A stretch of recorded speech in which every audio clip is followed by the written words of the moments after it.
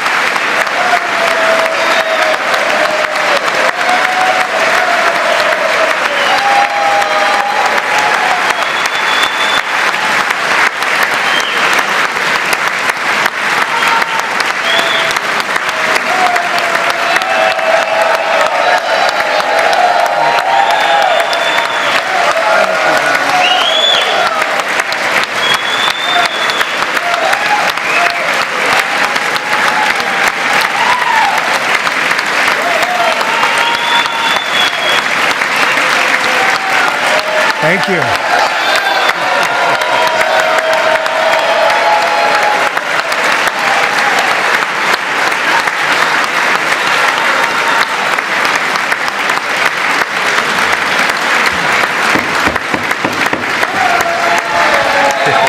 Thank you very much. Thank you very much. It's a great honor. Thank you very much. Speaker Johnson, Vice President Vance, the First Lady of the United States,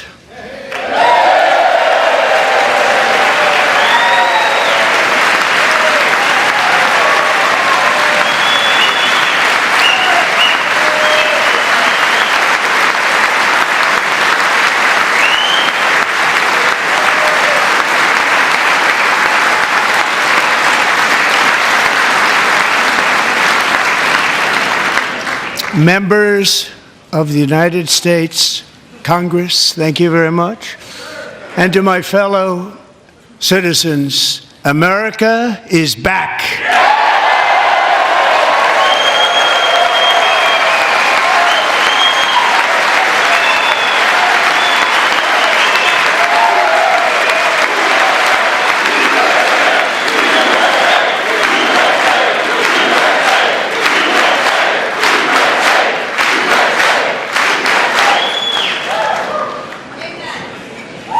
6 weeks ago, I stood beneath the dome of this Capitol and proclaimed the dawn of the golden age of America.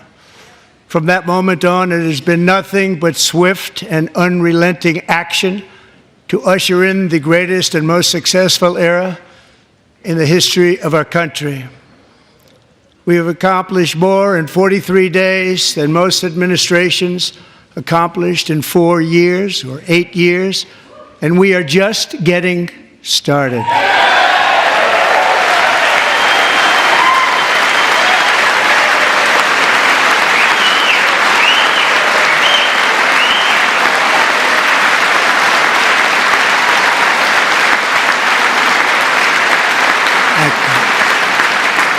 I return to this chamber tonight to report that America's momentum is back, our spirit is back, our pride is back, our confidence is back, and the American dream is surging bigger and better than ever before.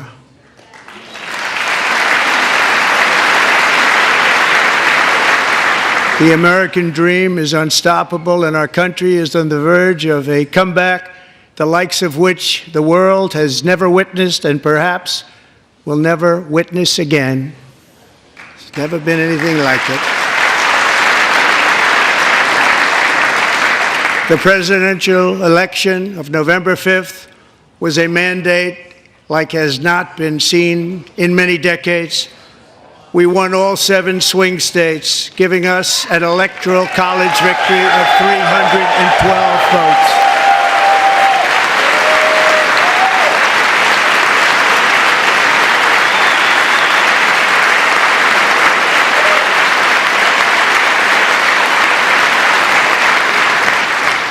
We won the popular vote by big numbers and won counties in our country.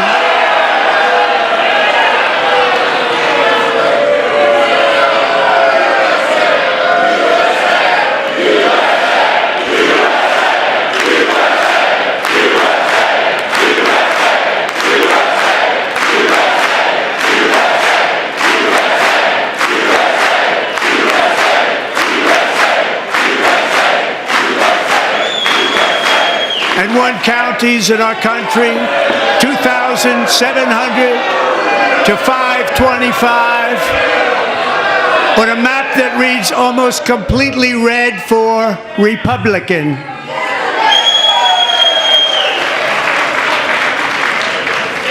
Now, for the first time in modern history, more Americans believe that our country is headed in the right direction than the wrong direction. In fact, it's an astonishing record, 27-point swing, the most ever.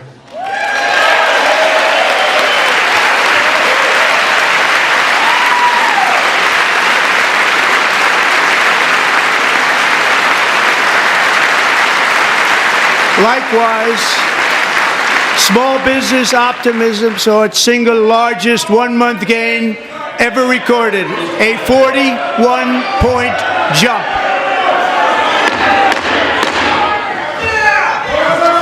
Members are directed to uphold and maintain decorum in the House and to cease any further disruptions. That's your warning.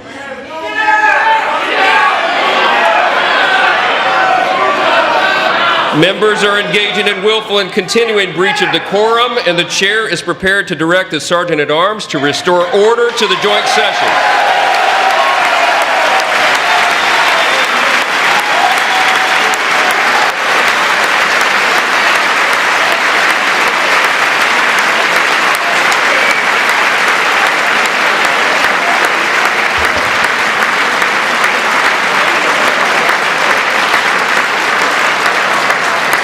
Mr. Green, take your seat.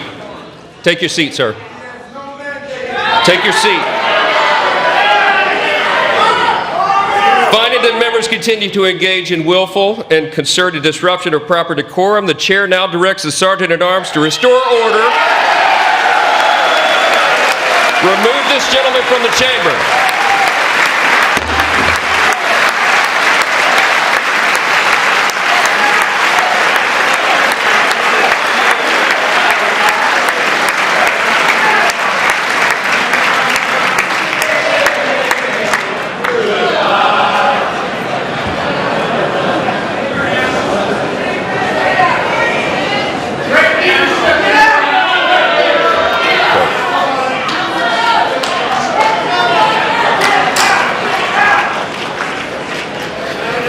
Members are directed to uphold and maintain decorum in the House. Mr. President, you continue. Thank you. Over the past 6 weeks, I have signed nearly 100 executive orders and taken more than 400 executive actions, a record to restore common sense, safety, optimism, and wealth all across our wonderful land. The people elected me to do the job, and I'm doing it.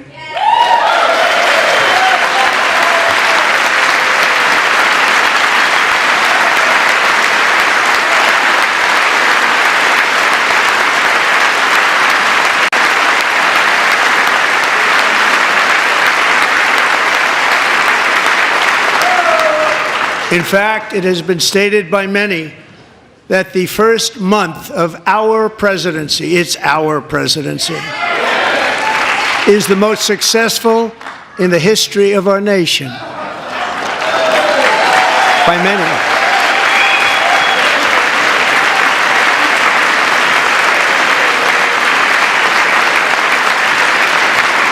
And what makes it even more impressive is that, do you know who number 2 is?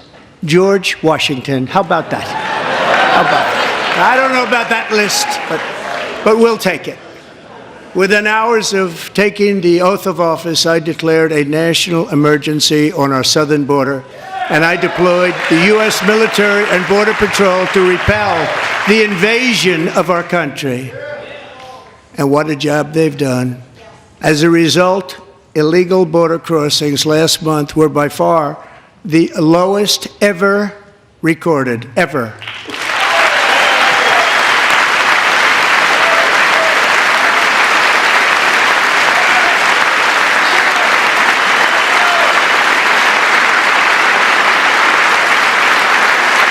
They heard my words and they chose not to come. Much easier that way.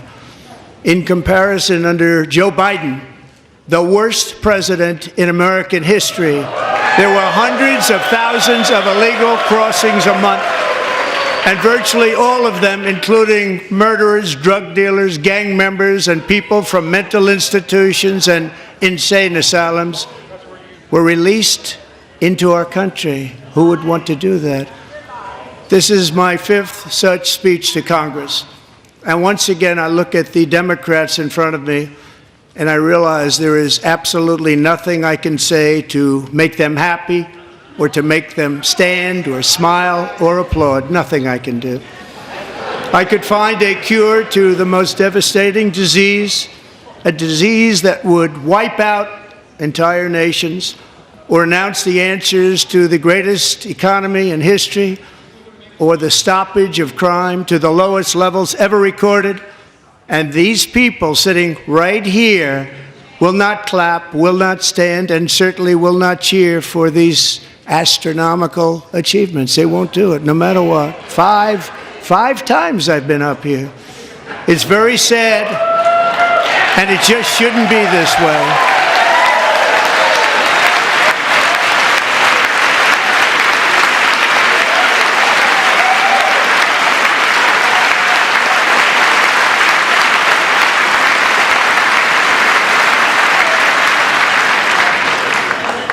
So Democrats sitting before me, for just this one night, why not join us in celebrating so many incredible wins for America? For the good of our nation, let's work together and let's truly make America great again.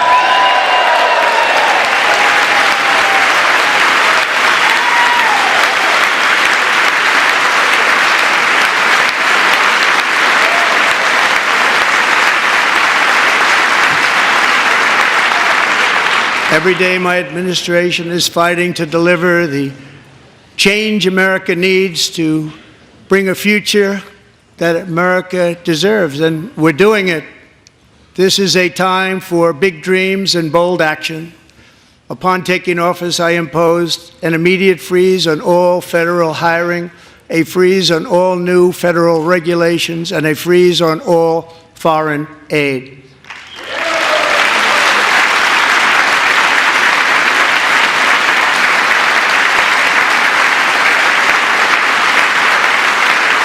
I terminated the ridiculous Green New Scam. I withdrew from the unfair Paris Climate Accord, which was costing us trillions of dollars that other countries were not paying. I withdrew from the corrupt World Health Organization.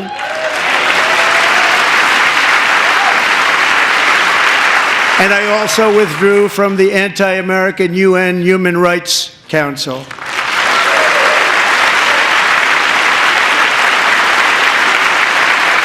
We ended all of Biden's environmental restrictions that were making our country far less safe and totally unaffordable. And importantly, we ended the last administration's insane electric vehicle mandate, saving our auto workers and companies from economic destruction.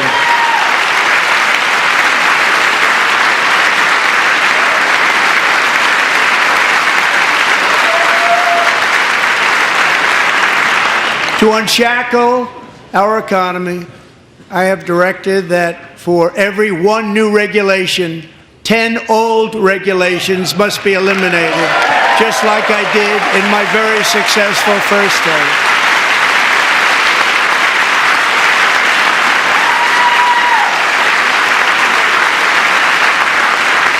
And in that first term, we set records on ending unnecessary rules and regulations like no other president had done before. We ordered all federal workers to return to the office. They will either show up for work in person or be removed from their job.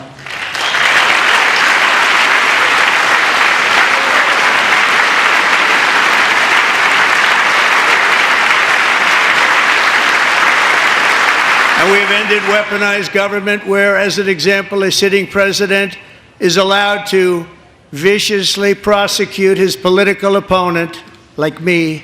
How did that work out? Not too good. Not too good.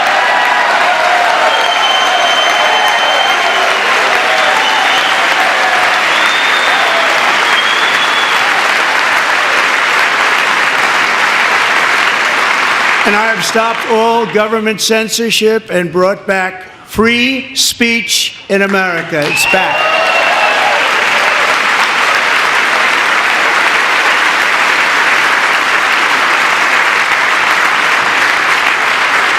And 2 days ago, I signed an order making English the official language of the United States of America.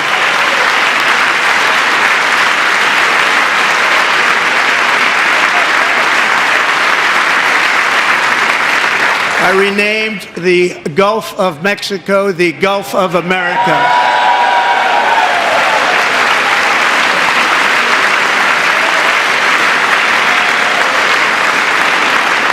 And likewise, I renamed, for a great president, William McKinley, Mount McKinley again.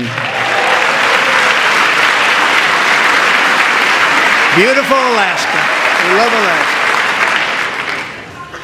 We've ended the tyranny of so-called diversity, equity, and inclusion policies all across the entire federal government and indeed the private sector and our military. And our country will be woke no longer.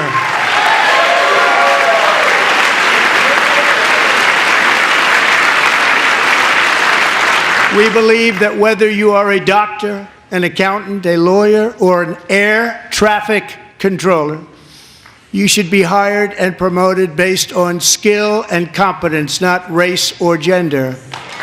Very important.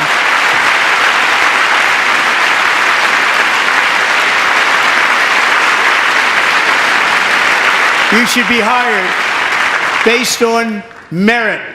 And the Supreme Court, in a brave and very powerful decision, has allowed us to do so. Thank you. Thank you very much. Thank you. We have removed the poison of critical race theory from our public schools, and I signed an order making it the official policy of the United States government that there are only two genders, male and female.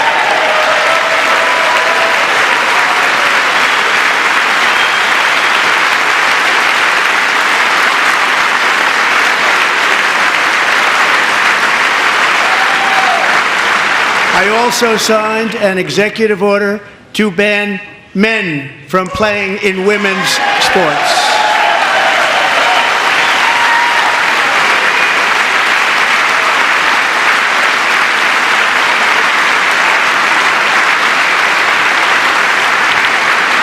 Three years ago, Peyton McNabb was an all-star high school athlete, one of the best, preparing for a future in college sports. But when her girls' volleyball match was invaded by a male, he smashed the ball so hard in Peyton's face, causing traumatic brain injury, partially paralyzing her right side and ending her athletic career. It was a shot like she's never seen before. She's never seen anything like it. Peyton is here tonight in the gallery, and Peyton, from now on, schools will kick the men off the girls' team, or they will lose all federal funding.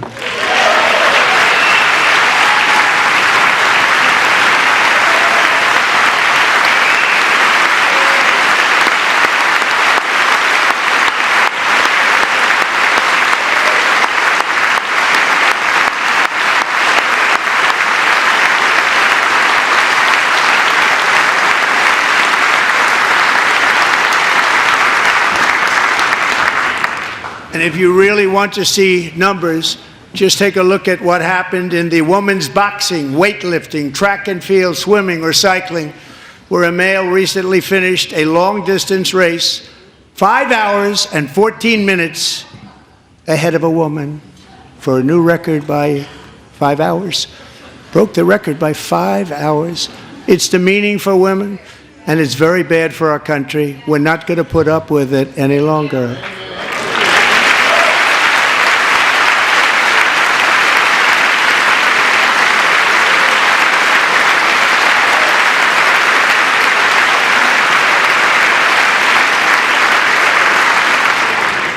What I have just described is only a small fraction of the common sense revolution that is now, because of us, sweeping the entire world. Common sense has become a common theme, and we will never go back. Never. Never going to let that happen.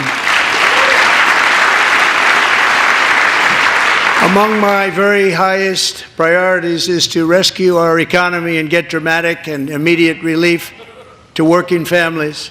As you know, we inherited from the last administration an economic catastrophe and an inflation nightmare. Their policies drove up energy prices, pushed up grocery costs, and drove the necessities of life out of reach for millions and millions of Americans. They've never had anything like it. We suffered the worst inflation in 48 years, but perhaps even in the history of our country. They're not sure. As president, I'm fighting every day to reverse this damage and make America affordable again.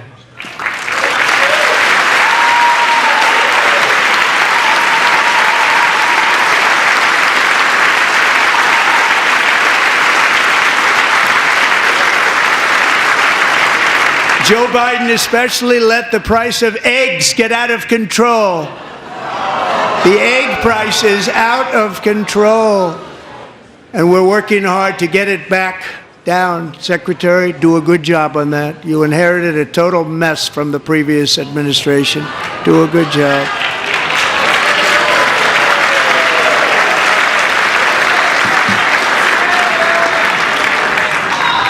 A major focus of our fight to defeat inflation is rapidly reducing the cost of energy.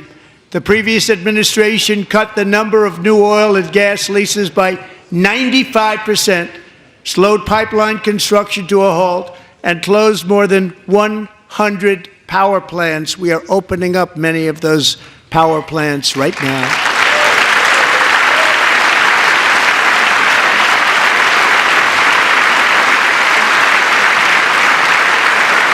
And frankly, we have never seen anything like it. That's why on my first day in office, I declared a national energy emergency. As you've heard me say many times, we have more liquid gold under our feet than any nation on earth, and by far. And now I fully authorize the most talented team ever assembled to go and get it. It's called Drill, Baby, Drill.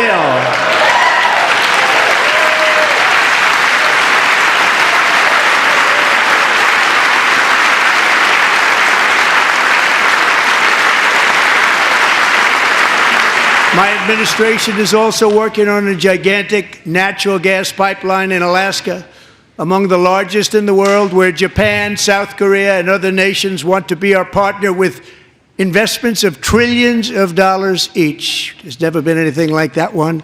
It will be truly spectacular. It's all set to go. The permitting is gotten. And later this week, I will also take historic action to dramatically expand production of critical minerals and rare earths here in the USA.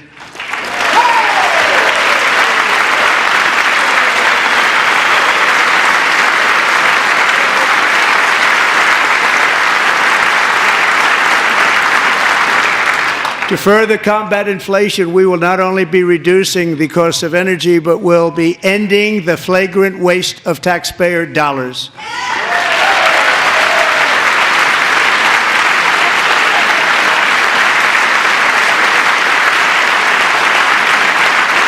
And to that end, I have created the brand new Department of Government Efficiency, DOGE. Perhaps you've heard of it. Perhaps.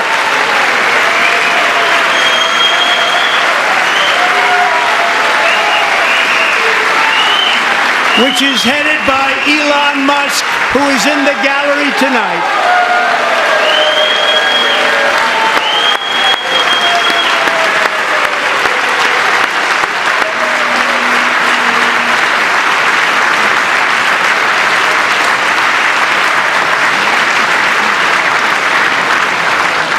Thank you, Elon. He's working very hard. He didn't need this. He didn't need this. Thank you very much. We appreciate it. Everybody here, even this side, appreciates it, I believe. They just don't want to admit that. Just listen to some of the appalling waste we have already identified. $22 billion from HHS to provide free housing and cars for illegal aliens. $45 million for diversity, equity, and inclusion scholarships in Burma. $40 million to improve the social and economic inclusion of sedentary migrants. Nobody knows what that is. $8 million to promote LGBTQI+ in the African nation of Lesotho, which nobody has ever heard of. $60 million for indigenous peoples and Afro-Colombian empowerment in Central America. $60 million. $8 million for making mice transgender. This is real. $32 million for a left-wing propaganda operation in Moldova. $10 million for male circumcision in Mozambique. $20 million for the Arab Sesame Street in the Middle East. It's a program. $20 million for a program. $1.9 billion to recently created Decarbonization of Homes Committee, headed up, and we know she's involved. Just at the last moment, the money was passed over by a woman named Stacey Abrams. Have you ever heard of her? A $3.5 million consulting contract for lavish fish monitoring. $1.5 million for voter confidence in Liberia. $14 million for social cohesion in Mali. $59 million for illegal alien hotel rooms in New York City. He's a real estate developer. He's done very well. $250,000 to increase vegan local climate action innovation in Zambia. $42 million for social and behavior change in Uganda. $14 million for improving public procurement in Serbia. $47 million for improving learning outcomes in Asia. Asia's doing very well with learning. I don't know what we're doing. We should use it ourselves. And $101 million for DEI contracts at the Department of Education.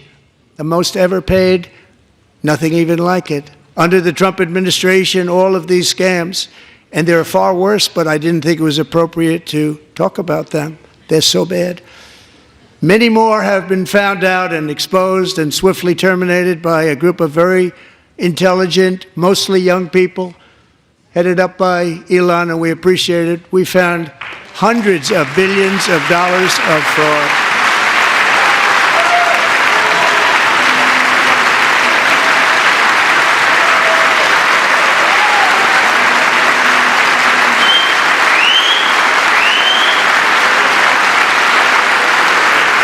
And we've taken back the money and reduced our debt to fight inflation and other things. Taken back a lot of that money. We got it just in time. This is just the beginning. The Government Accountability Office, a federal government office, has estimated annual fraud of over $500 billion in our nation, and we are working very hard to stop it. We're going to.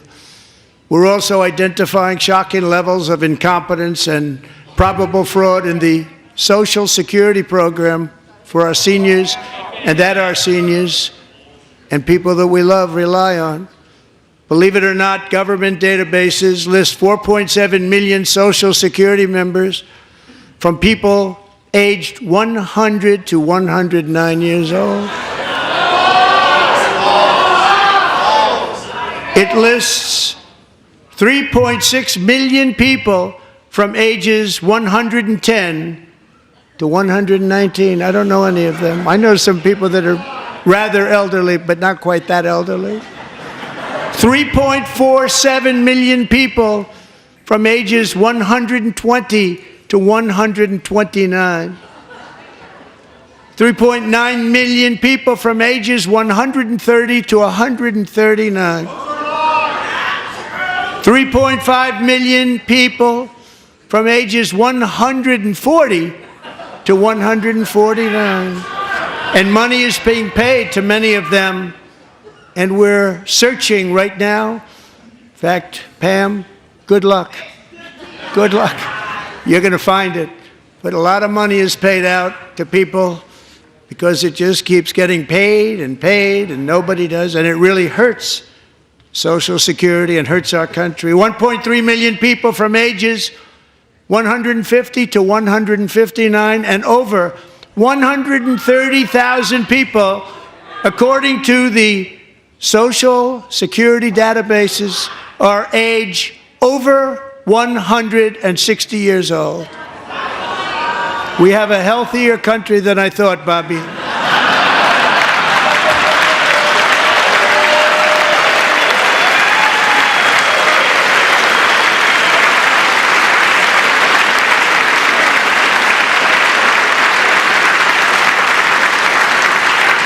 Including, to finish, 1,039 people between the ages of 220 and 229, one person between the age of 240 and 249, and one person is listed at 360 years of age. More than 100 years older than our country. But we're going to find out where that money's going, and it's not going to be pretty. By slashing all of the fraud, waste, and theft we can find, we will defeat inflation, bring down mortgage rates, lower car payments and grocery prices, protect our seniors, and put more money in the pockets of American families.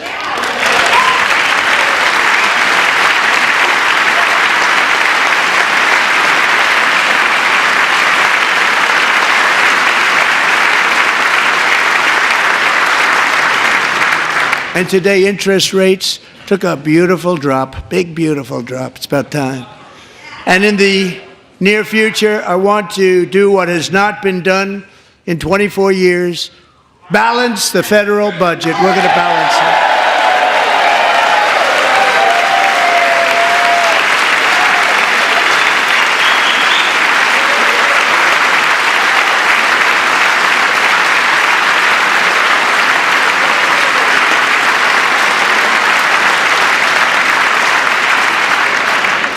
With that goal in mind, we have developed in great detail what we are calling the Gold Card, which goes on sale very, very soon. For $5 million, we will allow the most successful job-creating people from all over the world to buy a path to U.S. citizenship. It's like the green card, but better and more sophisticated. And these people will have to pay tax in our country. They won't have to pay tax from where they came. The money that they've made, you wouldn't want to do that, but they have to pay tax, create jobs. They'll also be taking people out of colleges and paying for them so that we can keep them in our country instead of having them being forced out.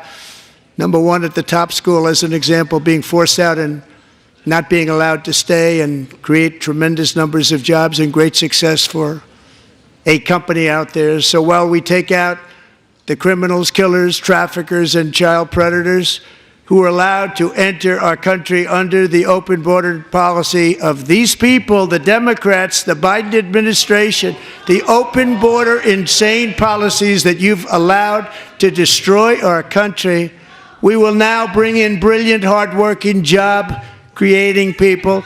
They're going to pay a lot of money, and we're going to reduce our debt with that money.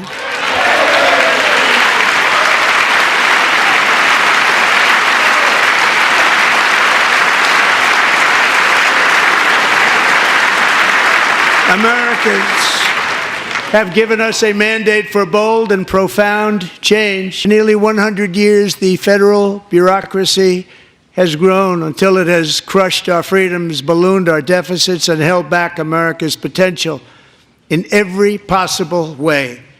The nation founded by pioneers and risk-takers now drowns under millions and millions of pages of regulations and debt.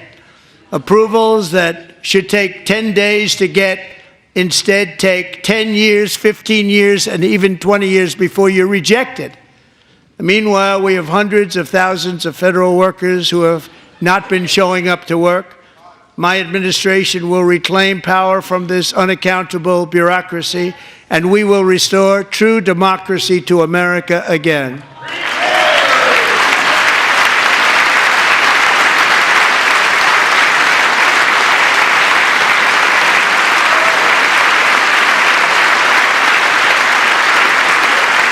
And any federal bureaucrat who resists this change will be removed from office immediately.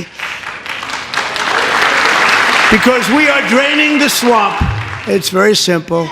And the days of rule by unelected bureaucrats are over.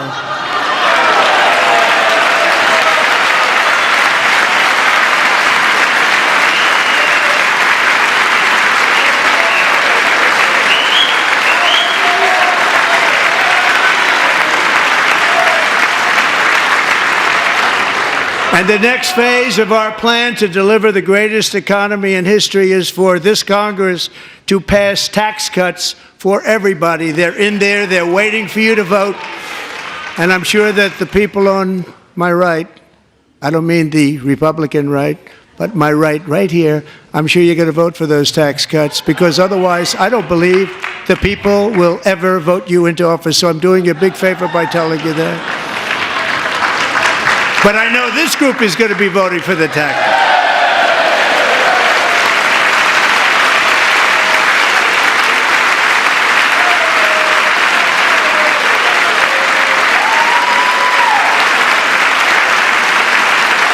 Thank you.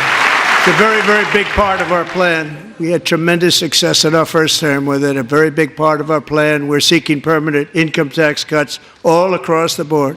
And to get urgently needed relief to Americans hit especially hard by inflation, I'm calling for no tax on tips, no tax on overtime, and no tax on Social Security benefits for our great seniors.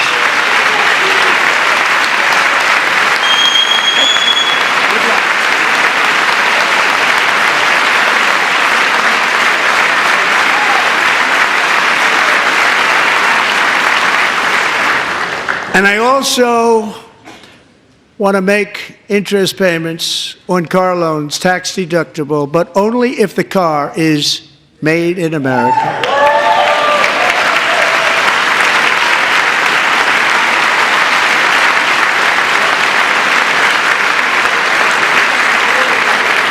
And by the way, we're going to have growth in the auto industry like nobody's ever seen. Plants are opening up all over the place. Deals are being made. Never seen. That's a combination of the election win and tariffs. It's a beautiful word, isn't it? That, along with our other policies, will allow our auto industry to absolutely boom. It's going to boom. Spoke to the majors today, all three, the top people, and they're so excited. In fact, already numerous car companies have announced that they will be building massive automobile plants in America, with Honda just announcing a new plant in Indiana, one of the largest anywhere in the world.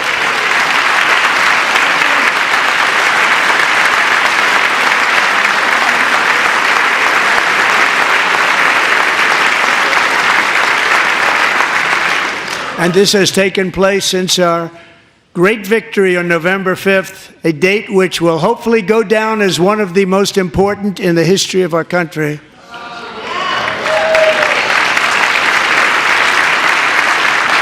In addition, as part of our tax cuts, we want to cut taxes on domestic production and all manufacturing. And just as we did before, we will provide 100% expensing. It will be retroactive to January 20th, 2025. And it was one of the main reasons why our tax cuts were so successful in our first term, giving us the most successful economy in the history of our country, first term. We had a great first term.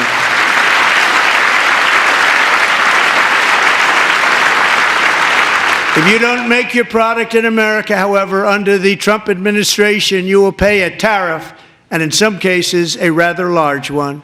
Other countries have used tariffs against us for decades, and now it's our turn to start using them against those other countries. On average, the European Union, China, Brazil, India, Mexico, and Canada, have you heard of them? And countless other nations charge us tremendously higher tariffs than we charge them. It's very unfair. India charges us auto tariffs higher than 100%. China's average tariff on our products is twice what we charge them. And South Korea's average tariff is 4 times higher. Think of that, 4 times higher. And we give so much help militarily and in so many other ways to South Korea, but that's what happens. This is happening by friend and foe. This system is not fair to the United States and never was, and so on April 2nd, I wanted to make it April 1st, but I didn't want to be accused of April Fool's Day. That's not, just one day was cost us a lot of money. But we're going to do it in April. I'm a very superstitious person. April 2nd, reciprocal tariffs kick in. And whatever they tariff us, other countries, we will tariff them. That's reciprocal, back and forth. Whatever they tax us, we will tax them. If they do non-monetary tariffs to keep us out of their market, then we will do non-monetary barriers to keep them out of our market. There's a lot of that, too. They don't even allow us in their market. We will take in trillions and trillions of dollars and create jobs like we have never seen before. I did it with China and I did it with others, and the Biden administration couldn't do anything about it because there was so much money they couldn't do anything about it.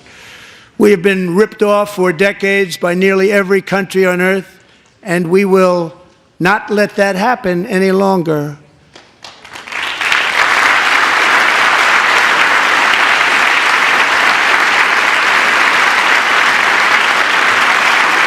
Much has been said over the last 3 months about Mexico and Canada, but we have very large deficits with both of them. But even more importantly, they've allowed fentanyl to come into our country at levels never seen before, killing hundreds of thousands of our citizens and many very young, beautiful people, destroying families.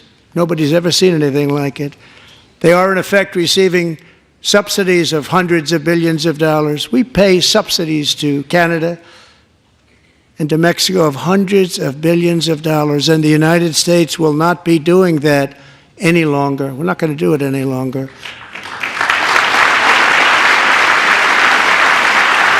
Thanks to our America First policies we're putting into place, we have had $1.7 trillion of new investment in America in just the past few weeks. The combination of the election and our economic policies that people of SoftBank, one of the most brilliant anywhere in the world, announced a $200 billion investment. OpenAI and Oracle, Larry Ellison, announced $500 billion investment, which they wouldn't have done if Kamala had won. Apple announced $500 billion investment. Tim Cook called me. He said, I cannot spend it fast enough. It's going to be much higher than that, I believe. They'll be building their plants here instead of in China. And just yesterday, Taiwan Semiconductor, the biggest in the world, most powerful in the world, has a tremendous amount, 97% of the market, announced a $165 billion investment to build the most powerful chips on earth right here in the USA.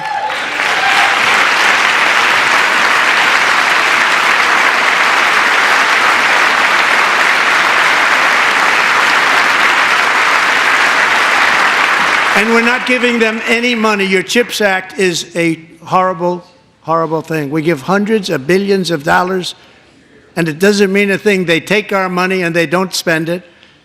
All that meant to them, we're giving them no money. All that was important to them was they didn't want to pay the tariffs, so they came and they're building, and many other companies are coming. We don't have to give them money. We just want to protect our businesses and our people.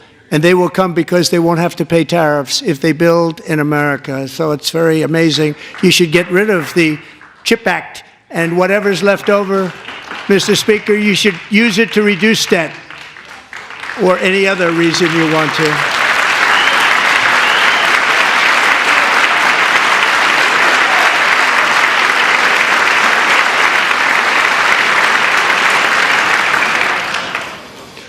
Our new trade policy will also be great for the American farmer. I love the farmer.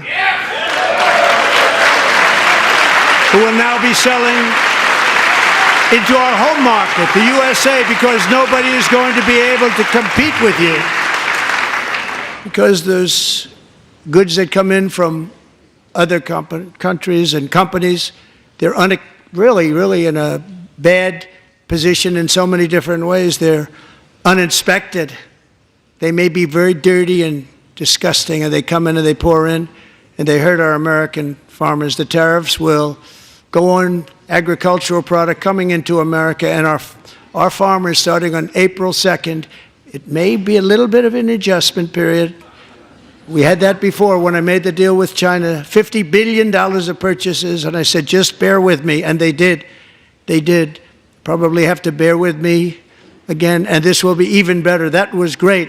The problem with it was that Biden didn't enforce it. He didn't enforce it. $50 billion of purchases, and we were doing great, but Biden did not enforce it, and it hurt our farmers. But our farmers are going to have a field day right now. So to our farmers, have a lot of fun. I love you too. I love you too. It's all going to happen.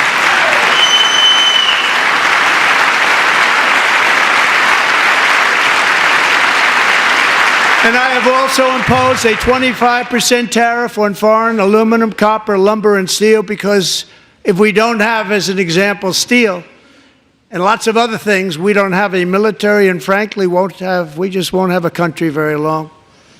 Here today is a proud American steelworker, fantastic person from Decatur, Alabama, Jeff Denard.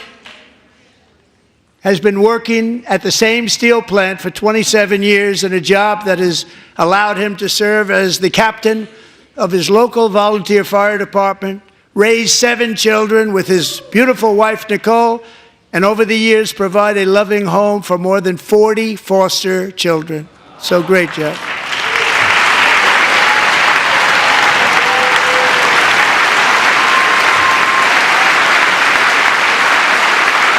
Thank you, Jeff. Thank you, Jeff.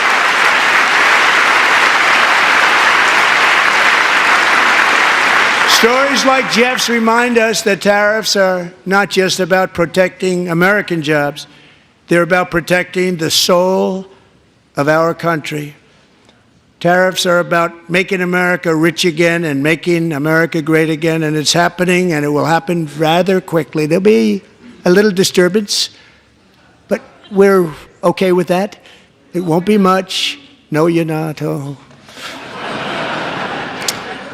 And look where Biden took us. Very low, the lowest we've ever been. Jeff, I want to thank you very much. And I also want to recognize another person who has devoted herself to foster care community. She works so hard on it. A very loving person, our magnificent First Lady of the United States.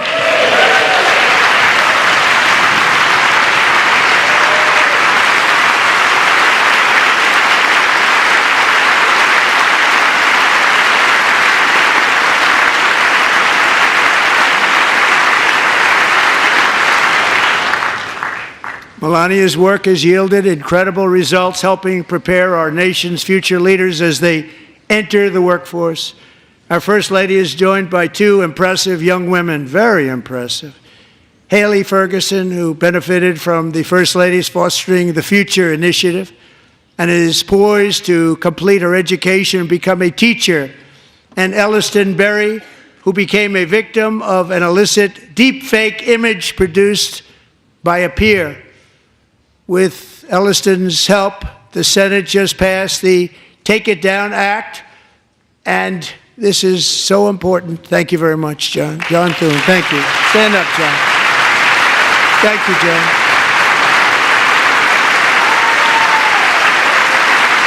Thank you all very much.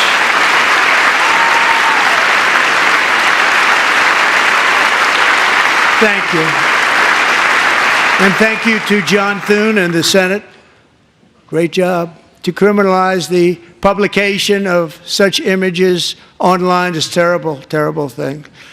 And once it passes the House, I look forward to signing that bill into law. Thank you. And I'm going to use that bill for myself, too, if you don't mind. Because nobody gets treated worse than I do online. Nobody. That's great. Thank you very much to the Senate. Thank you. But if we truly care about protecting Americans' children, no step is more crucial than securing America's borders. Over the past 4 years, 21 million people poured into the United States. Many of them were murderers, human traffickers, gang members, and other criminals from the streets of dangerous cities all throughout the world. Because of Joe Biden's insane and very dangerous open border policies, they are now strongly embedded in our country, but we are getting them out and getting them out fast.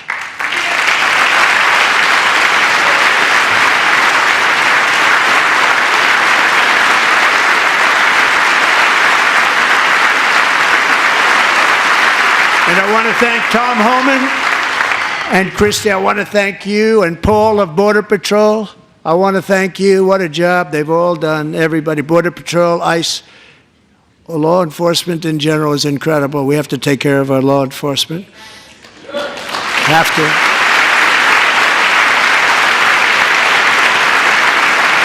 Last year,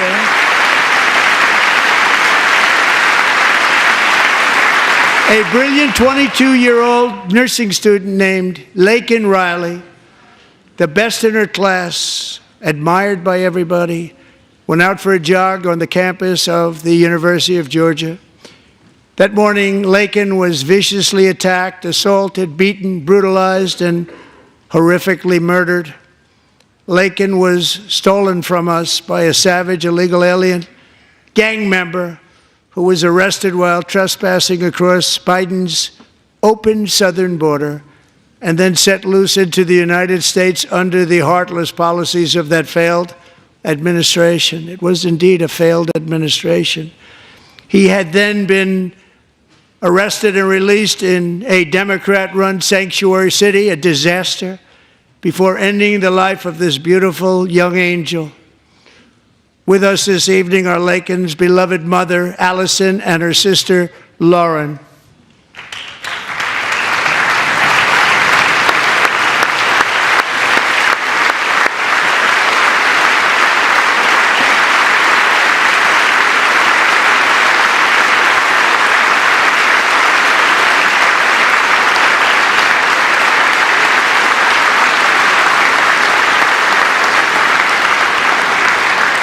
Last year, I told Laken's grieving parents that we would ensure their daughter would not have died in vain.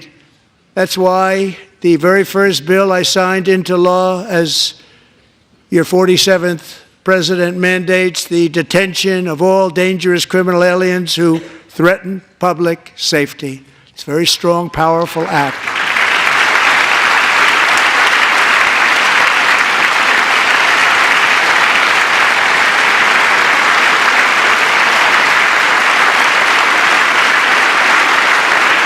It's called the Laken-Riley Act.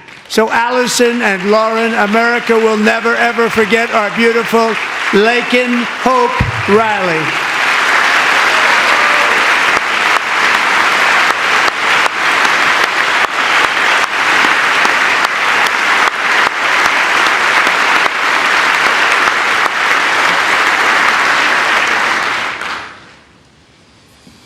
Thank you very much. Since taking office, my administration has launched the most sweeping border and immigration crackdown in American history, and we quickly achieved the lowest numbers of illegal border crossers ever recorded. Thank you.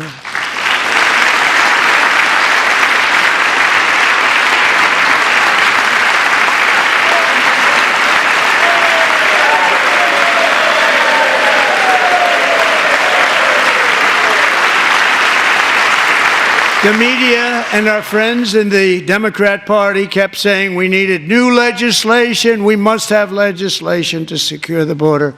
But it turned out that all we really needed was a new president.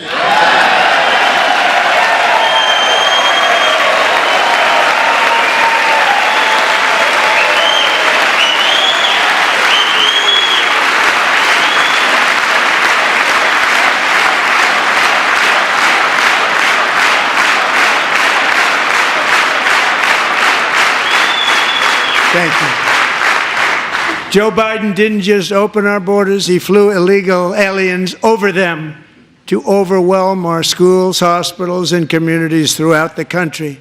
Entire towns like Aurora, Colorado, and Springfield, Ohio, buckled under the weight of the migrant occupation and corruption like nobody's ever seen before. Beautiful towns destroyed. Now, just as I promised in my inaugural address, we are achieving the great liberation of America.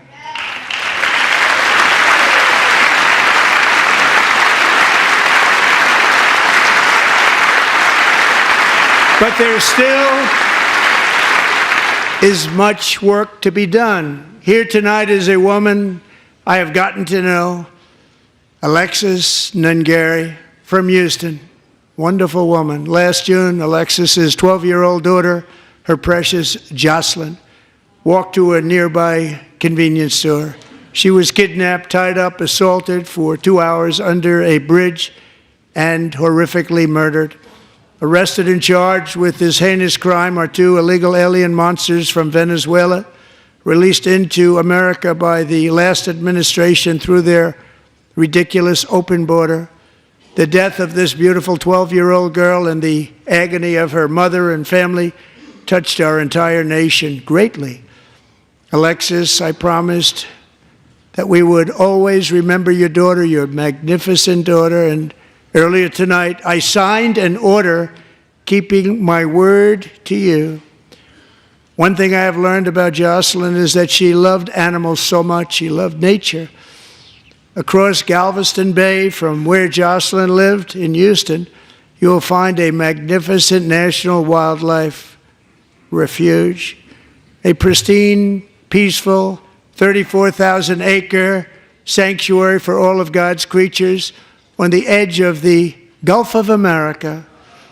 Alexis, moments ago, I formally renamed that refuge in loving memory of your beautiful daughter, Jocelyn. So, Mr. Vice President, if you would, may I have the order?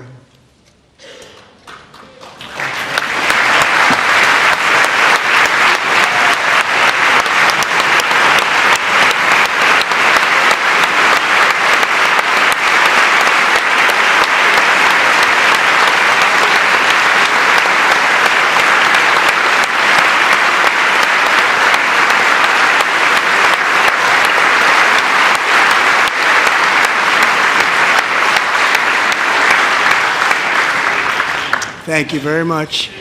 All 3 savages charged with Jocelyn and Lakin's murders were members of the Venezuelan prison gang, the toughest gang, they say, in the world, known as Tren de Aragua. 2 weeks ago, I officially designated this gang, along with MS-13 and the bloodthirsty Mexican drug cartels, as foreign terrorist organizations.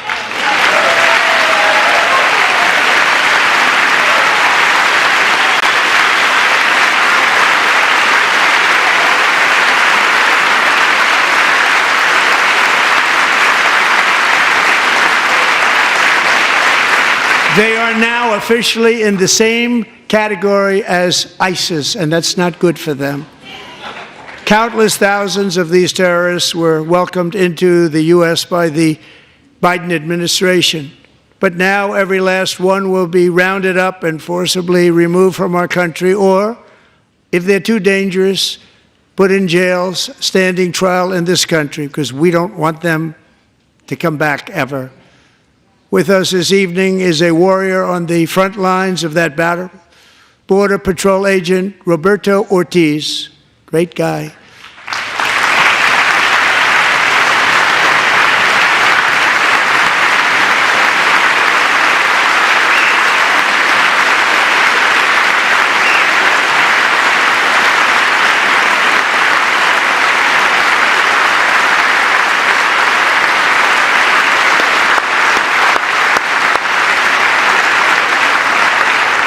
In January, Roberto and another agent were patrolling by the Rio Grande near an area known as Cartel Island. Doesn't sound too nice to me. When heavily armed gunmen started shooting at them. Roberto saw that his partner was totally exposed, at great danger, and he leapt into action, returning fire and providing crucial seconds for his fellow agent to seek safety, just barely. I have some of the prints of that event, and it was not good. Agent Ortiz, we salute you for your great courage and for your line of fire that you took and for the bravery that you showed. We honor you, and we will always honor you. Thank you, Roberto, very much.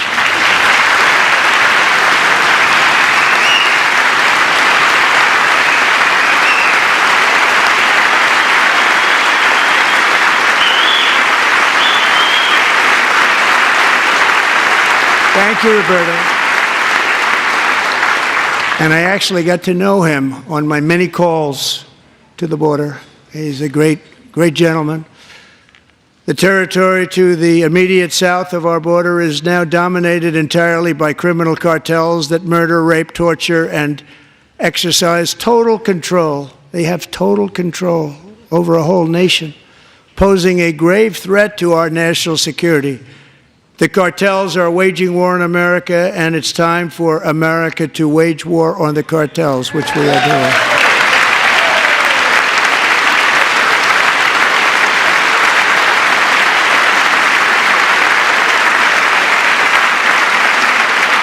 Five nights ago, Mexican authorities, because of our tariff policies being imposed on them, think of this, handed over to us 29 of the biggest cartel leaders in their country. That has never happened before. They want to make us happy. First time ever.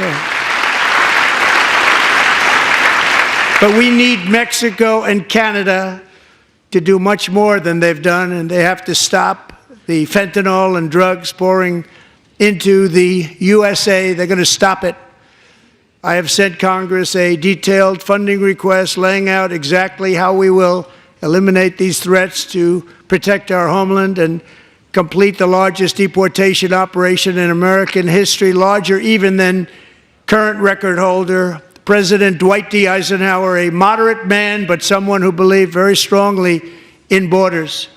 Americans expect Congress to send me this funding without delay so I can sign it into law. So, Mr. Speaker, John Thune, both of you, I hope you're going to be able to do that, Mr. Speaker. Thank you. Mr. Leader, thank you. Thank you very much. And let's get it to me. I'll sign it so fast, you won't even believe it.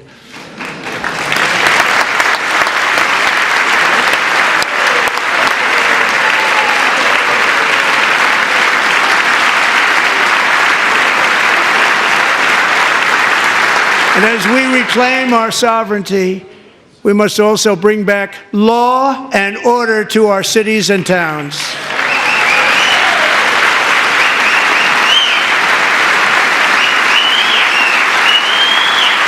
In recent years, our justice system has been turned upside down by radical left lunatics.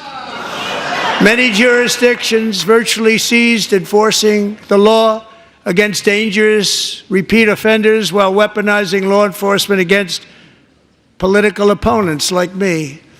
My administration has acted swiftly and decisively to restore fair, equal, and impartial justice under the constitutional rule of law, starting at the FBI and the DOJ. Pam, good luck. Cash, wherever you may be, good luck. Good luck. Pam Bondi. Good luck. So important. Going to do a great job. Cash, thank you. Thank you, Cash.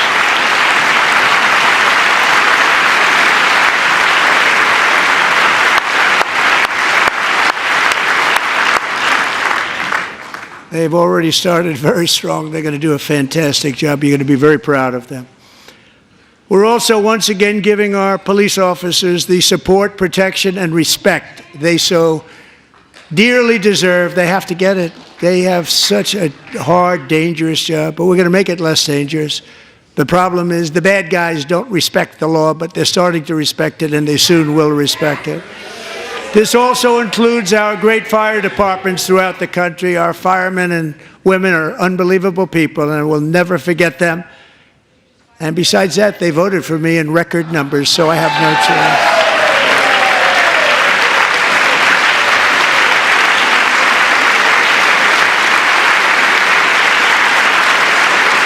One year ago this month, 31-year-old New York police officer Jonathan Diller, unbelievably wonderful person and a great officer, was gunned down at a traffic stop on Long Island. I went to his funeral. The vicious criminal charged with his murder had 21 prior arrests, and they were rough arrests, too. He was a real bad one. The thug in the seat next to him had 14 prior arrests and went by the name of Killer. He was Killer. He killed other people, they say, a lot of them. I attended Officer Diller's service, and when I met his wife and one-year-old son, Ryan, it was very inspirational, actually. His widow's name is Stephanie, and she is here tonight. Stephanie, thank you very much, Stephanie. Thank you very much.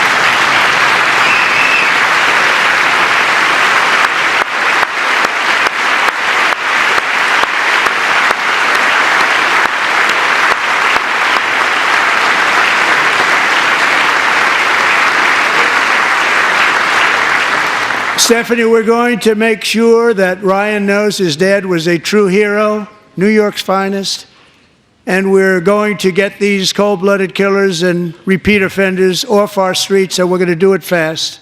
Got to stop it. They get out with 28 arrests. They push people into subway trains. They hit people over the head, back of the head with baseball bats.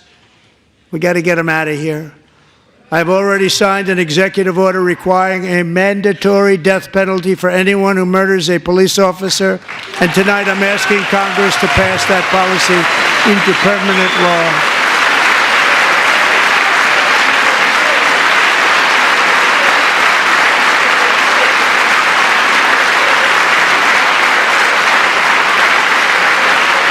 I'm also asking for a new crime bill getting tough on repeat offenders while enhancing protections for America's police officers so they can do their jobs without fear of their lives being totally destroyed. They don't want to be killed. We're going to let them be killed.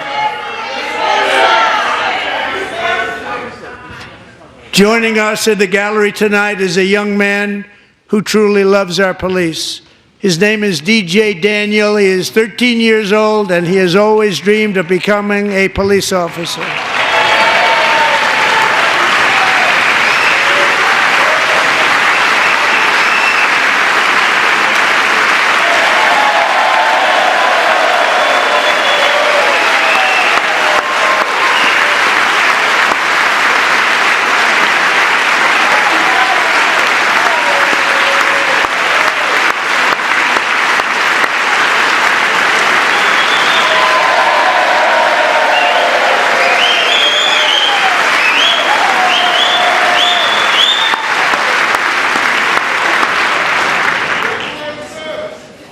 But in 2018, DJ was diagnosed with brain cancer. The doctors gave him 5 months at most to live. That was more than 6 years ago.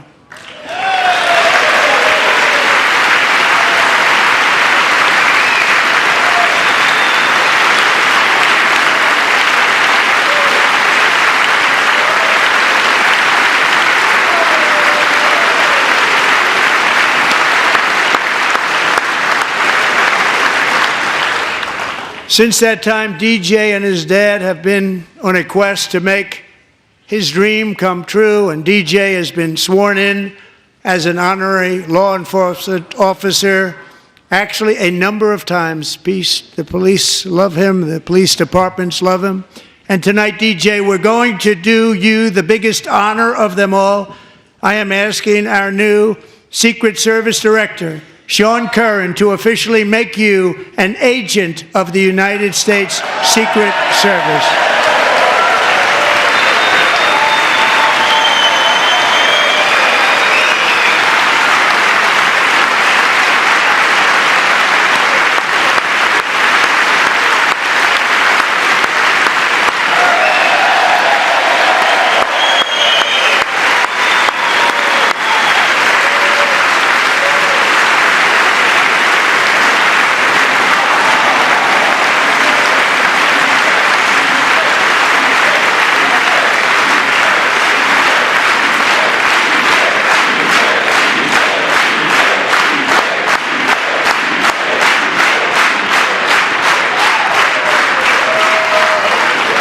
DJ. DJ's doctors believe his cancer likely came from a chemical he was exposed to when he was younger. Since 1975, rates of child cancer have increased by more than 40%. Reversing this trend is one of the top priorities for our new presidential commission to make America healthy again, chaired by our new Secretary of Health and Human Services, Robert F. Kennedy, Jr.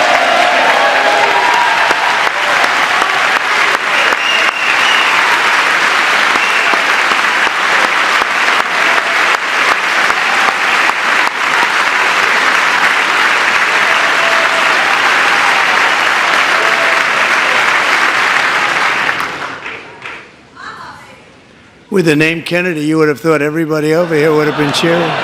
How quickly they forget. Our goal is to get toxins out of our environment, poisons out of our food supply, and keep our children healthy and strong. As an example, not long ago, and you can't even believe these numbers, 1 in 10,000 children had autism, 1 in 10,000. And now it's 1 in 36. There's something wrong. 1 in 36. Think of that. So we're going to find out what it is, and there's nobody better than Bobby and all of the people that are working with you. You have the best to figure out what is going on. Okay, Bobby? Good luck. It's a very important job. Thank you.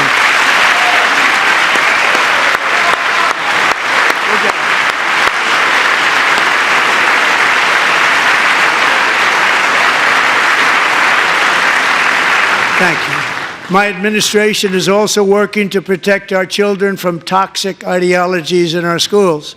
A few years ago, January Littlejohn and her husband discovered that their daughter's school had secretly socially transitioned their 13-year-old little girl. Teachers and administrators conspired to deceive January and her husband while encouraging her daughter to use a new name and pronouns. They, them pronoun, actually, all without telling January, who is here tonight and is now a courageous advocate against this form of child abuse. January, thank you. Thank you. Thank you very much.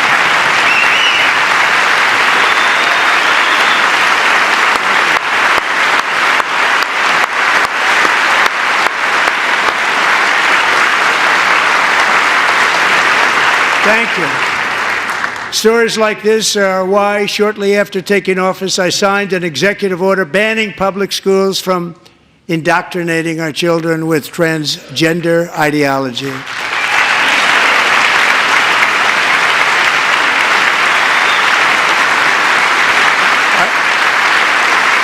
I also signed an order to cut off all taxpayer funding to any institution that engages in the sexual mutilation of our youth.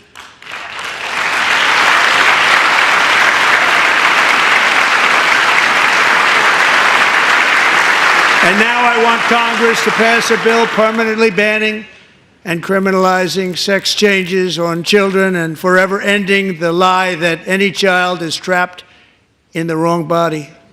This is a big lie.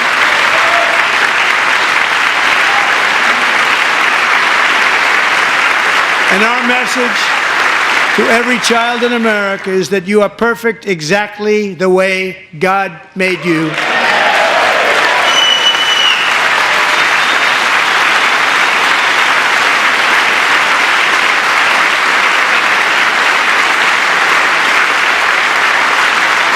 Because we're getting wokeness out of our schools and out of our military, and it's already out, and it's out of our society. We don't want it. Wokeness is trouble. Wokeness is bad. It's gone. It's gone. And we feel so much better for it, don't we? Don't we feel better? Our service members won't be activists and ideologues. They will be fighters and warriors. They will fight for our country. And Pete, congratulations. Secretary of Defense, congratulations.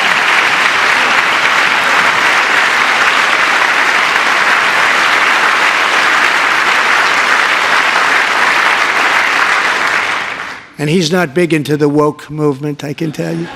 I know him well. I am pleased to report that in January, the U.S. Army had its single best recruiting month in 15 years, and that all armed services are having among the best recruiting results ever in the history of our services. What a difference.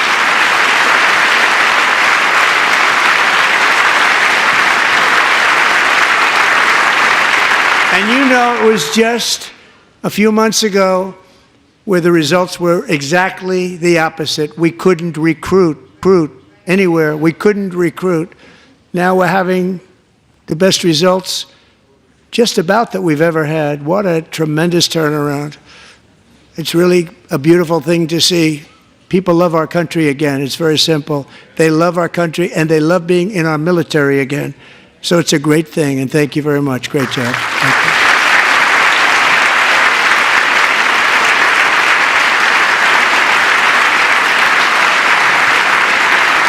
We're joined tonight by a young man, Jason Hartley, who knows the weight of that call of duty. Jason's father, grandfather, and great-grandfather all wore the uniform.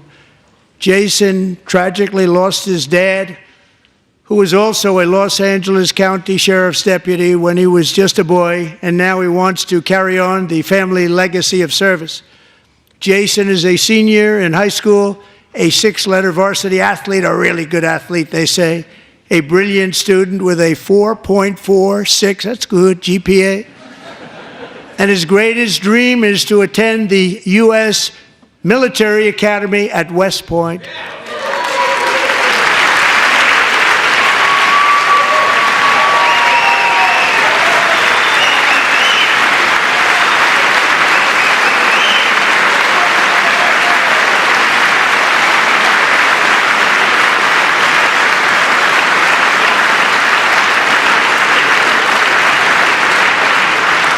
And Jason, that's a very big deal getting in. That's a hard one to get into. But I'm pleased to inform you that your application has been accepted. You will soon be joining the Corps of Canal.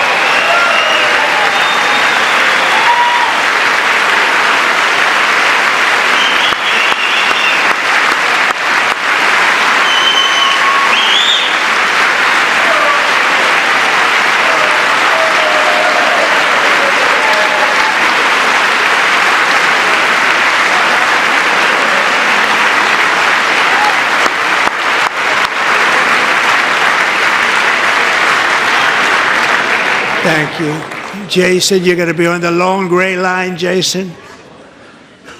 As Commander-in-Chief, my focus is on building the most powerful military of the future. As a first step, I'm asking Congress to fund a state-of-the-art Golden Dome missile defense shield to protect our homeland, all made in the USA.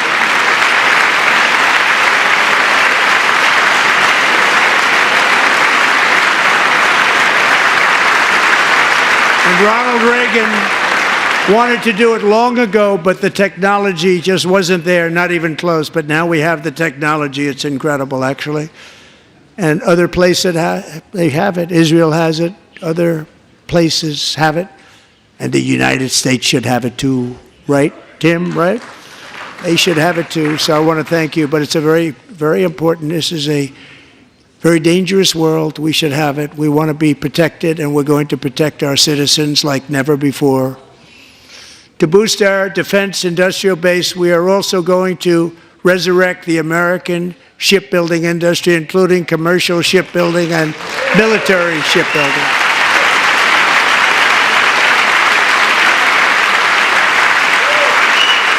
And for that purpose, I am announcing tonight that we will create a new Office of Shipbuilding in the White House and offer special tax incentives to bring this industry home to America where it belongs. We used to make so many ships. We don't make them anymore very much, but we're going to make them very fast, very soon. It will have a huge impact. To further enhance our national security, my administration will be reclaiming the Panama Canal, and we've already started doing it.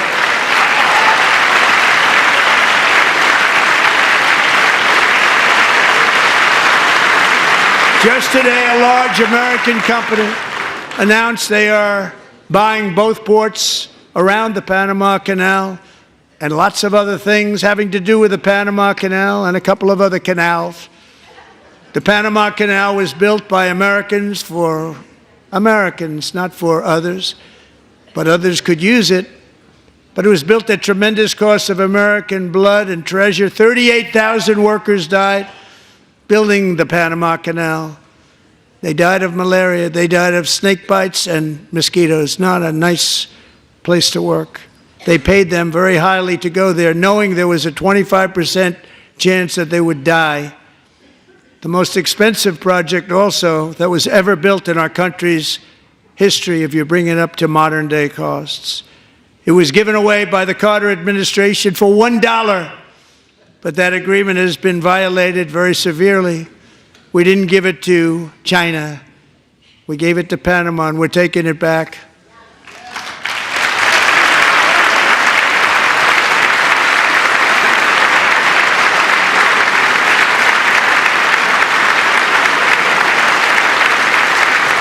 And we have Marco Rubio in charge. Good luck, Marco. Now, we know who to blame if anything goes wrong. Marco's been amazing, and he's going to do a great job. Think of it, he got 100 votes.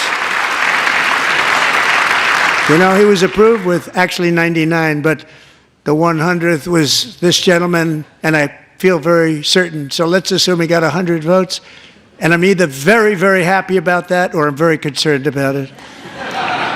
But he's already proven. I mean, he's a great gentleman. He's respected by everybody, and we appreciate you voting for Marco.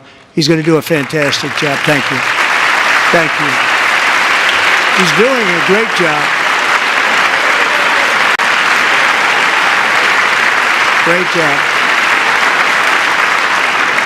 And I also have a message tonight for the incredible people of Greenland.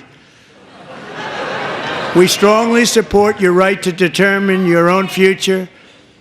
And if you choose, we welcome you into the United States of America. We need Greenland for national security and even international security, and we're working with everybody involved to try and get it. But we need it really for international world security, and I think we're going to get it. One way or the other, we're going to get it. We will keep you safe. We will make you rich, and together we will take Greenland to heights like you have never thought possible before. It's a very small population, but very, very large piece of land and very, very important for military security. America is once again standing strong against the forces of radical Islamic terrorism. 3.5 years ago, ISIS terrorists killed 13 American service members and countless others in the Abbey Gate bombing during the disastrous and incompetent withdrawal from Afghanistan. Not that they were withdrawing, it was the way they withdrew. Perhaps the most embarrassing moment in the history of our country. Tonight I am pleased to announce that we have just apprehended the top terrorist responsible for that atrocity, and he is right now on his way here to face the swift sword of American justice.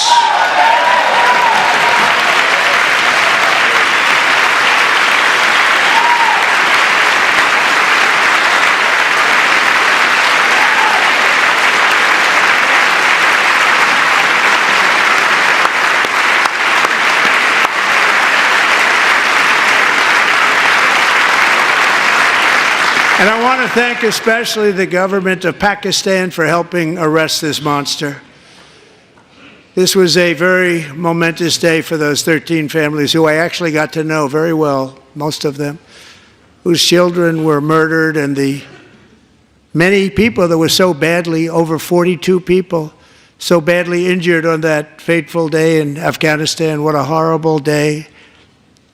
Such incompetence was shown that when Putin saw what happened, I guess he said, wow, maybe this is my chance. That's how bad it was.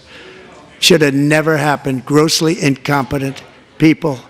I spoke to many of the parents and loved ones, and they're all in our hearts tonight. Just spoke to them on the phone. We had a big call Every one of them called, and everybody was on the line, and they did nothing but cry with happiness. They were very happy, as happy as you can be under those circumstances. Their child, brother, sister, son, daughter, was killed for no reason whatsoever. In the Middle East, we're bringing back our hostages from Gaza. In my first term, we achieved one of the most groundbreaking peace agreements in generations, the Abraham Accords.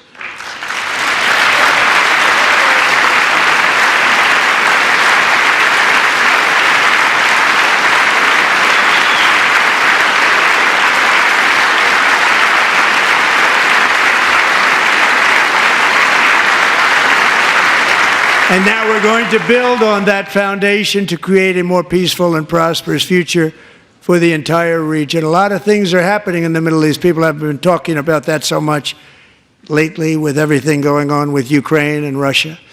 But a lot of things are happening in the Middle East. It's a rough neighborhood, actually. I'm also working tirelessly to end the savage conflict in Ukraine. Millions of Ukrainians and Russians have been needlessly killed or wounded in this horrific and brutal conflict with no end in sight. The United States has sent hundreds of billions of dollars to support Ukraine's defense with no security, with no anything.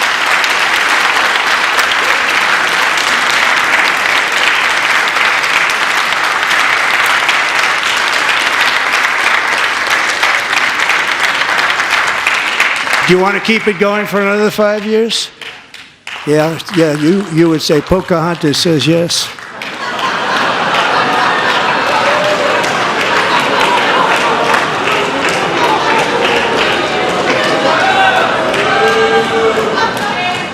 $2,000 people are being killed every single week. More than that. They're Russian young people. They're Ukrainian young people. They're not Americans. But I want it to stop. Meanwhile, Europe has sadly spent more money buying Russian oil and gas than they have spent on defending Ukraine, by far. Think of that. They've spent more buying Russian oil and gas than they have defending. And we've spent perhaps $350 billion, like taking candy from a baby. That's what happened.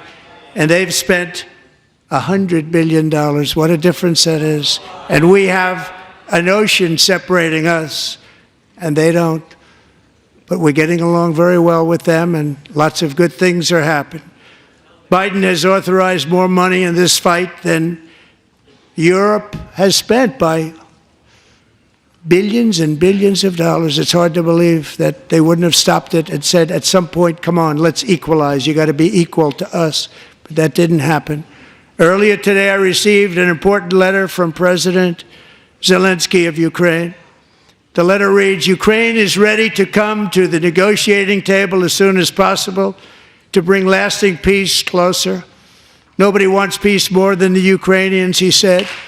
My team and I stand ready to work under President Trump's strong leadership to get a peace that lasts.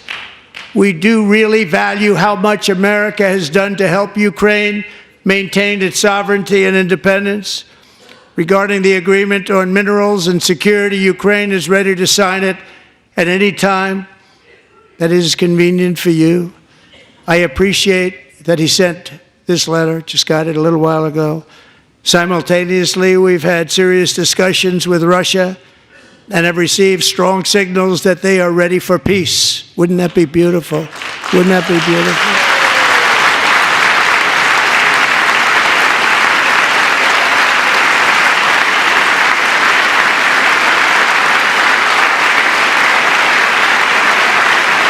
Wouldn't that be beautiful?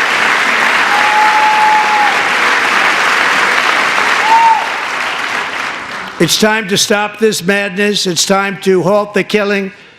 It's time to end this senseless war. If you want to end wars, you have to talk to both sides. Nearly 4 years ago, amid rising tensions, a history teacher named Mark Fogel was detained in Russia and sentenced to 14 years in a penal colony. Rough stuff. The previous administration barely lifted a finger to help him. They knew he was innocent, but they had no idea where to begin. But last summer, I promised his 95-year-old mother, Malphine, that we would bring her boy safely back home. After 22 days in office, I did just that, and they are here tonight.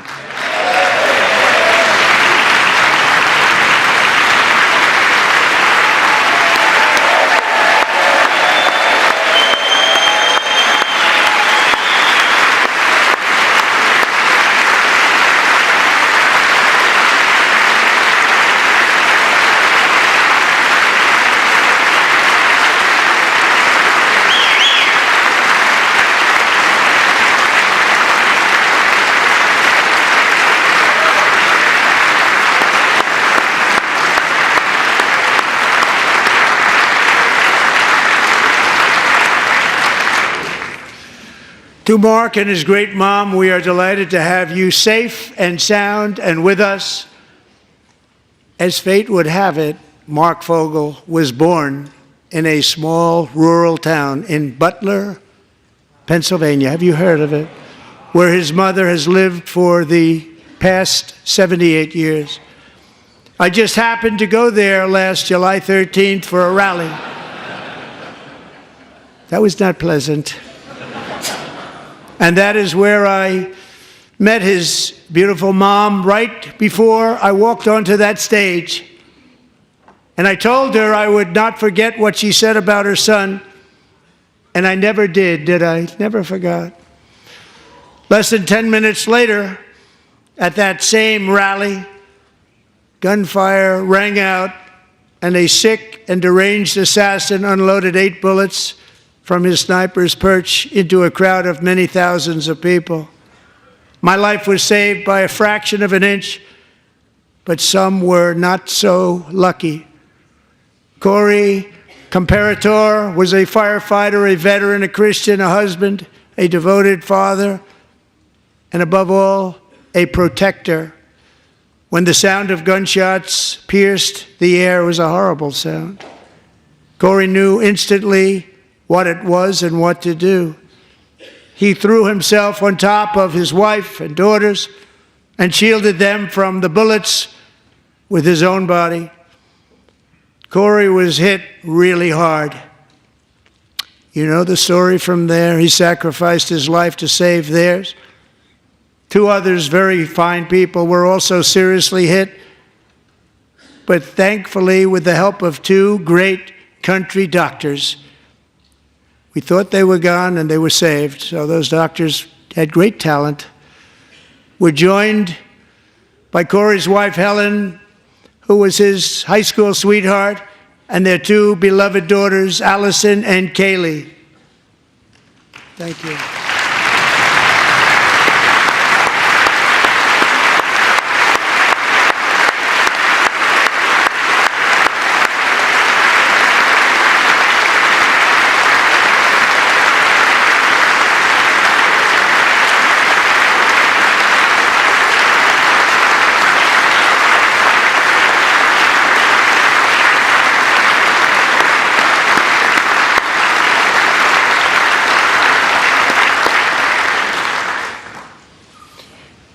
To Helen, Allison, and Kaylee, Corey is looking down on his 3 beautiful ladies right now, and he is cheering you on. He loves you. He is cheering you on. Corey was taken from us much too soon, but his destiny was to leave us all with a shining example of the selfless devotion of a true American patriot. It was love like Corey's that built our country, and it's love like Corey's that is going to make our country more majestic than ever before. I believe that my life was saved that day in Butler for a very good reason. I was saved by God to make America great again. I believe that. Thank you. Thank you.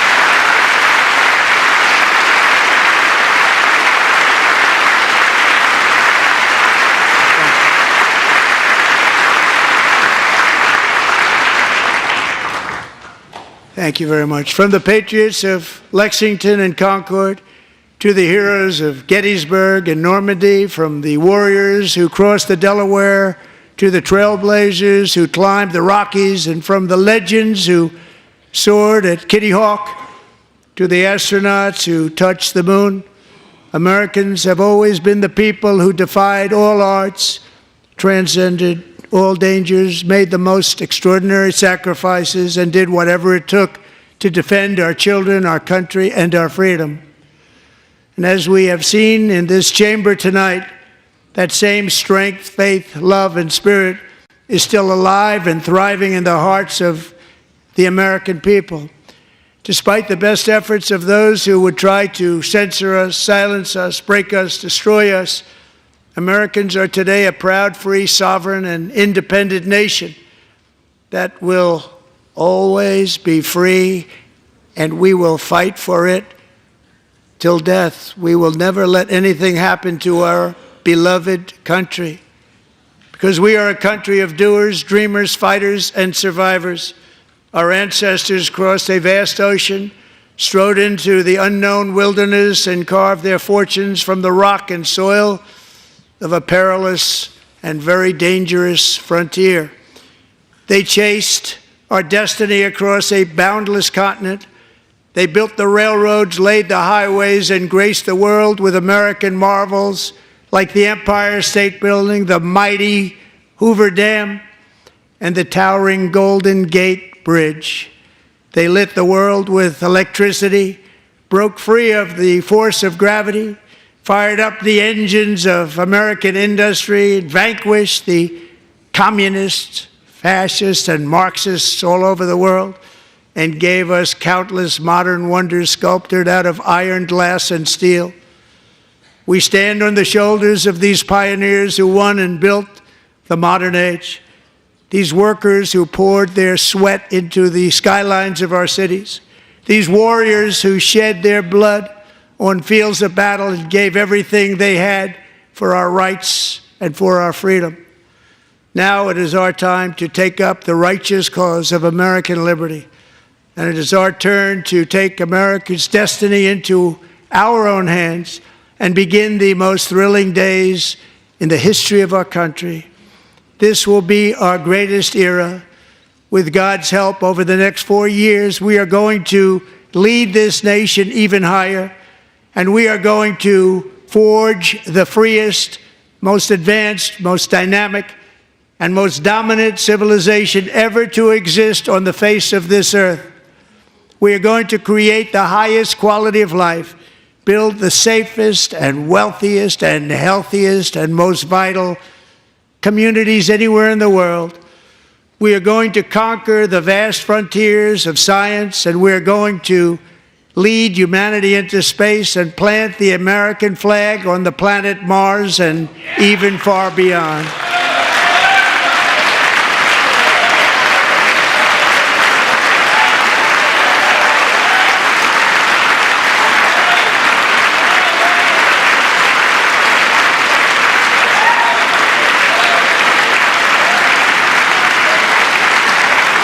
And through it all, we are going to rediscover the unstoppable power of the American spirit. And we are going to renew unlimited promise of the American dream. Every single day, we will stand up and we will fight, fight, fight for the country our citizens believe in and for the country our people deserve.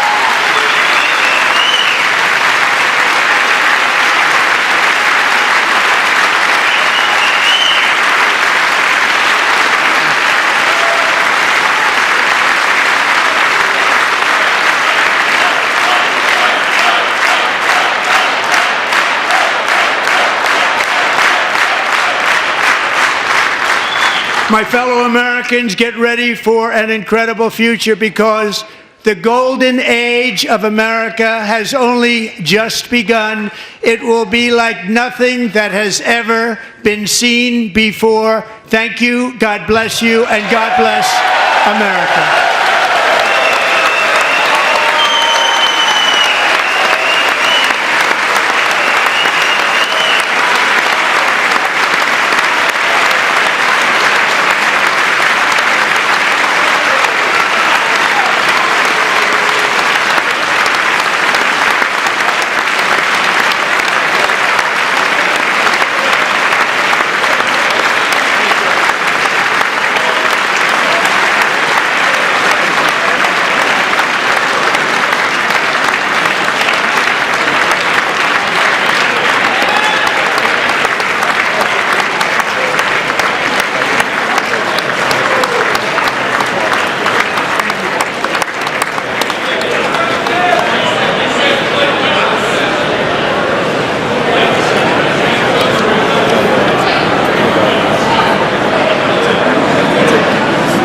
Thank you very much. Great job. Thank you. Great honor. Thank you very much. Thank you. Get this place going, all right? Thank you very much. Great honor. Thank you. Thank you, Mr. President. Thank you very much. Thank you very much. Appreciate it. Thank you. See you soon. Young people from well. No, I'm trying to. Great guy. Thank you. That's your favorite. Thank you. Thank you very much. Appreciate it. Howard. Thank you again. Thank you again. Won't forget. So good. Yeah, it's good. So good, sir. Thank you. Terrific, Mr. Really good. Really outstanding. Thanks. Thank you. Yes, sir. Thank you. Good job, Mr. President. Thanks. We got you. Great. President, one of your best speeches. Thanks again, Mr. President. Thank you, Mr. President. Thanks for the phone call last night, too. Thank you. Absolutely. You know that. Thank you very much. I'll do it. Just give me the information. I'm not going to give you, sorry. Thank you, everybody. Great speech. Great speech. Thank you. Best speech ever. Yes. Good. Congratulations. Good job. Can you sign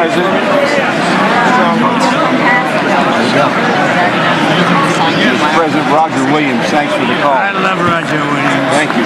You don't have to introduce yourself. Thank you, sir. Mr. President. I know you better than you do, Roger. Thank you so much. My great baseball. America Good is- job. Great job you're doing. America is back. Thank you so much, Welcome you Mr. back to President. Pennsylvania anytime, sir. They stood for. Thank you all. They stood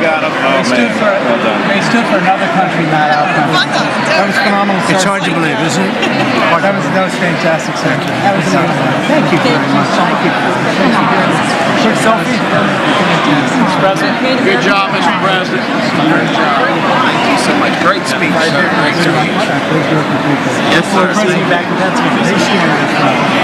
Oh, they're just pick I was standing on West Virginia. Oh, good. How you doing? All right?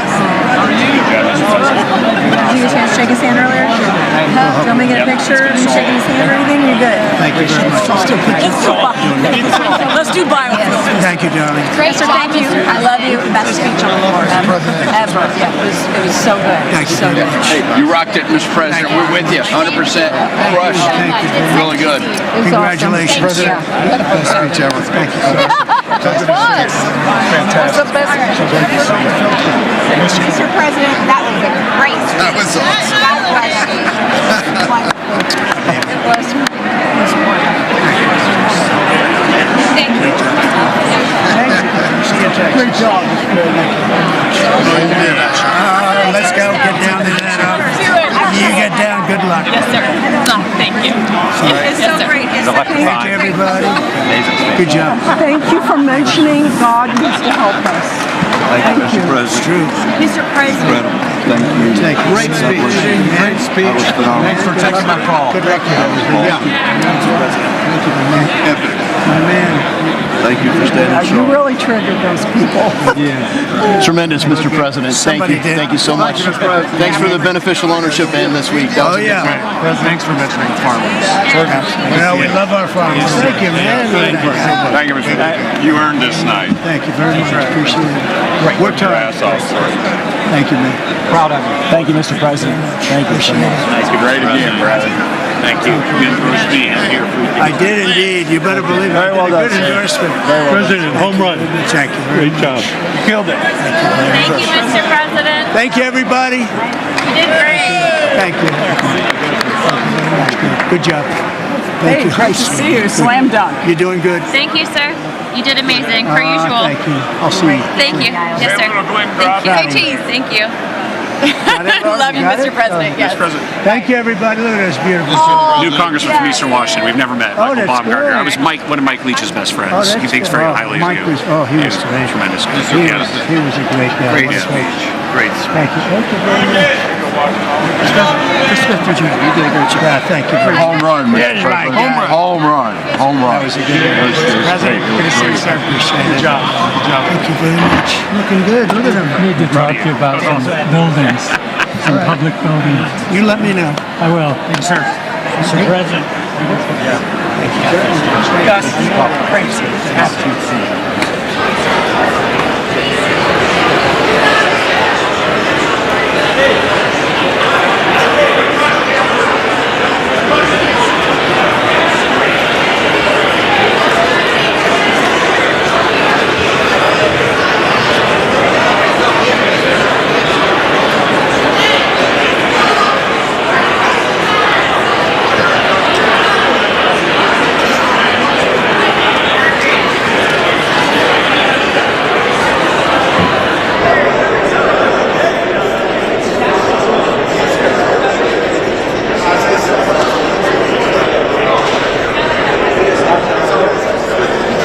So the